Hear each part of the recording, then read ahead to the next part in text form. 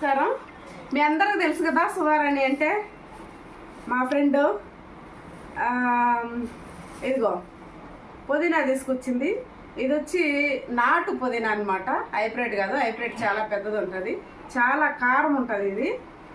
ఇది జీర్ణక్రియకి బాగా పనిచేస్తుంది, ప్లస్ కంటి చూపు చాలా మంచిది, రక్తహీనతను తగ్గిస్తుంది, ఒళ్ళు నొప్పుల్ని తగ్గిస్తుంది. ఇందులో చాలా అంటే చాలా ఔషధ గుణాలు ఉన్నాయి. మీకు తెలుసు ఇంకా పుదీనా గురించి. అలాగే ఊబకాయం తగ్గించడానికి కూడా ఉపయోగపడుతుంది.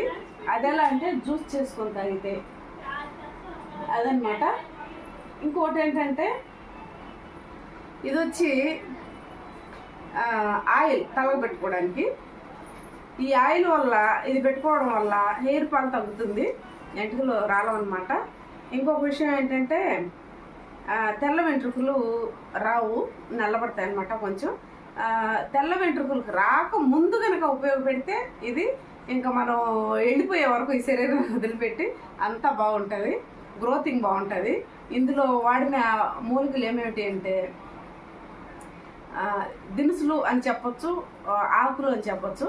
కరివేపాకు, మునగాకు, ఎర్రగడ్డలు, తెల్లగడ్డలు, గోరింటాకు, ఉసిరికాయలు, మెంతులు, నల్ల జీలకర్ర, మందారం ఆకులు, మందారం పువ్వులు, ఇంకా ఏమేమి ఆకులు అవన్నీ తర్వాత మీకు చూపిస్తాను. ఇదైతే ఈ ప్రోడక్ట్ నేనైతే అందరికి ఇవ్వాలనుకుంటున్నాను, దీన్ని తయారు చేసి. ఇది పెట్టుకోవడం వల్ల స్పష్టమైన కొబ్బరి నూనెలోనే కాంచిన కొబ్బరి నూనె వేసి కాంచాలన్నమాట. దీన్ని అప్లై చేసుకొని నైట్ పూట ఉదయం స్నానం చేసేసినా చాలు. లేదంటే పొగలైతే పెట్టుకున్న తర్వాత ఒక 2-3 గంటలు వదిలేసి స్నానం చేసేసుకున్నా సరిపోతుంది. చెయ్యకపోయినా ఇబ్బంది లేదు, కానీ అనీజీగా మామూలుగా కొంతమంది జిడ్డుగా ఉంటుందని ఫీల్ అవుతారు కదా, అందుకని స్నానం అనమాట. ఇది వాడడం వల్ల చాలా బెనిఫిట్స్ ఉన్నాయి.